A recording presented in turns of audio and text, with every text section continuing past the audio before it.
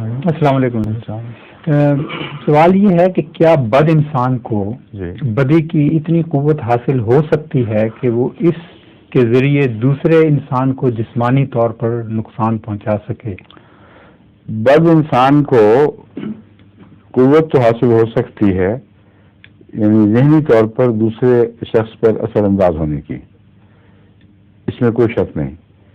مگر جو اہل اللہ ہیں وہ دعا کے ذریعے اس قوت کو توڑ دیا کرتے ہیں، اور بد انسان کے دماغ کی بد طاقت کا دوسروں پر اثر انداز ہونا قطعی طور پر ثابت ہے. حال ہی میں یعنی اس زمانے میں حضرت مسیح موعود علیہ السلام ایک بزرگ صوفی جان محمد صاحب کے خدمت میں اس زمانے میں تو حاضر ہوئے دعا کے لیے اور دینی باتوں کے لیے. تو ان سے حضرت مسیح موعود صاحب نے پوچھا کہ آپ جو اتنے مجاہدے کرتے ہیں تو آپ نے کیا حاصل کیا، کیا کمایا اس عرصے میں؟ تو صوفی صاحب نے فرمایا کہ وہ شخص جو گلی میں سے آ رہا ہے، آپ دیکھ رہے ہیں مسجد کی اکثر اس زمانے میں مڈیریں چھوٹی چھوٹی ہوتی تھیں، اسے پڑے نظر آ جایا کرتا تھا. اگر میں اس پر توجہ کروں تو ابھی بے ہوش ہو کے جا پڑے اور مچھلی کی طرح تڑپنے لگے. یہ قوت میرے اندر پیدا ہوئی ہے. حضرت مسیح علیہ السلام نے فرمایا اس سے بنی نوع انسان کو کیا فائدہ پہنچے گا؟ وہیں ان کے دل پر ایک قسم کا زلزلہ طاری ہو گیا، استغفار کی، اور انہوں نے کہا کہ یہ ٹھیک ہے آپ کی بات، اس میں کچھ بھی نہیں ہے. قوت کا ہونا ثابت ہے، خواہ وہ نیکی کے نام پر کمائی گئی ہو، مگر ایسی قوت ہو سکتی ہے کہ اچھے بھلے معصوم صحت مند آدمی کو جو گلی میں چل رہا ہے اس کو نقصان پہنچا دیتی ہے. غالباً اسی مریض کی بات ہے جب آپ نے مسلم اسلام سے گزارش کی، عرض کیا کہ ہم مریضوں کی ہے تمہیں پہ نظر، تم مسیحا بنو خدا کے لیے. آپ کی اولاد میں سے پھر بہت بعضوں کو توفیق ملی، بعض محروم رہے. یہ میں بتا رہا ہوں، اس کی مثال تازہ اس زمانے میں ہے. پھر قرآن کریم فرماتا ہے کہ بعض بد طاقتوں کو، جو بد کے لفظ تو نہیں آتے مگر انسان کی کمائی ہوئی طاقتوں کو، یہ بھی توفیق ہے کہ نبی کے اوپر وہ اپنی طاقت کو استعمال کرے اور وقتی طور پر اس کو وہ دکھائے جو وہ خود دکھانا چاہتا ہے اس کو. چونکہ قرآن کریم حضرت موسیٰ کے متعلق فرماتا ہے کہ ان جو ساحروں نے جو جادو کیا اس سے موسیٰ کو یہ تخیل ہوا کہ وہ رسیاں سانپ ہیں اور وہ ڈر گیا. اتنا حقیقی سمجھا. خدا کا پاک نبی حضرت موسیٰ بڑا طاقتور دماغ کے آدمی تھے، اور ان پر ساحروں نے جادو کیا. جادو سے مراد وہاں مسمرزم ہے، بالکل واضح بات ہے. اور حضرت موسیٰ کو یہ خیال گزرا کہ یہ رسیاں ہیں، اور تب خدا نے فرمایا کہ لا تخف، اپنا عصا پھینک. جو عصا پھینکا ہے تو وہ رسیاں اچانک، جو ان کا بنایا ہوا جادو تھا، یافکون والا محاورہ بجت آیت کا الفاظ یاد نہیں مگر مراد ہے جو افق انہوں نے باندھا تھا، وہ عصا اس افق کو نکل گیا، نہ کہ رسیوں کو. یعنی اس جھوٹ کو جو فرضی بات تھی، جو حقیقت تھی نہیں، اچانک انہوں نے دیکھا کہ رسیاں نظر آ رہی ہیں سب کو. اس پر ان کا سجدہ ریز ہونا ثابت کرتا ہے کہ جادوگروں سے بہتر اور کوئی نہیں جانتا تھا کہ یہ موسیٰ کے دماغ کی طاقت نہیں ہے. کیونکہ جو ایک دفعہ مشہور ہو جائے وہ خود اس ساحر کے سیر کو کاٹ نہیں سکتا. نفسیاتی لحاظ سے بعض لوگوں نے یہاں بعض مقدمے بھی کیے ہیں کہ ہمیں مسمرزم میں بلا کے ہمیشہ کے لیے نقصان پہنچا دیا گیا ہے، اور یہ ایک بڑا دلچسپ مقدمہ چل رہا ہے. اور ہماری جو قوتیں ہیں ول پاور کی، یعنی ارادے کی طاقت، وہ کمزور اور بالکل بیکار ہو گئی ہے. جو شخص ایک دفعہ کسی کی غالب قوت ارادی سے مروب ہو جائے وہ جانتا ہے کہ یہ اسی وقت اچانک جوابی حملہ کر ہی نہیں سکتا. تو وہ جو سجدہ ریز ہوئے ہیں یہ گواہی بن گئی اس بات کی کہ انہوں نے کوئی غیر معمولی باہر کی شان دیکھی ہے، اور موسیٰ میں وہ طاقت نہیں پائی. ورنہ موسیٰ کو کوئی ہوتا ہی نہ، کہتے ہیں کہ دیکھو سامنے رسیاں پڑی ہوئی ہیں.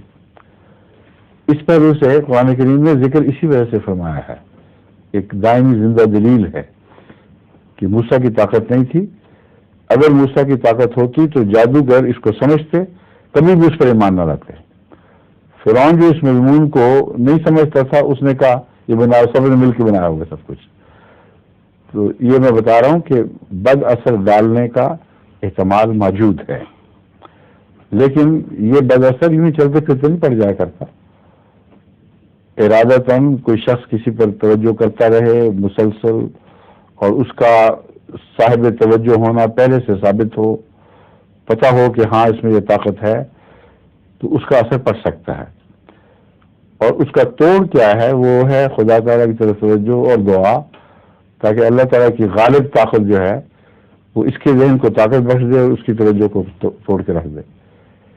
اس کے بھی دو واقعات ملتے ہیں حال ہی کے زمانے میں، یعنی اس دور میں حضرت مسیح موعود علیہ السلام پر توجہ کر کے آپ سے ایسی حرکتیں کروانے کے لیے ایک مسمرزم کو ماہر آیا، جس کا خیال تھا کہ جب یہ لیکچر دے رہے ہوں گے تو میں توجہ کر کے ان کو کہوں گا ناچنے لگیں اور عورتوں کی طرح حرکتیں کریں اور ناچیں گائیں، اور سارا ان کا اثر ٹوٹ جائے گا اور ساری موجود جو ہے برخاست ہو جائے گی، احمدیت کی خدا کی چھٹی ہو جائے گی ساری.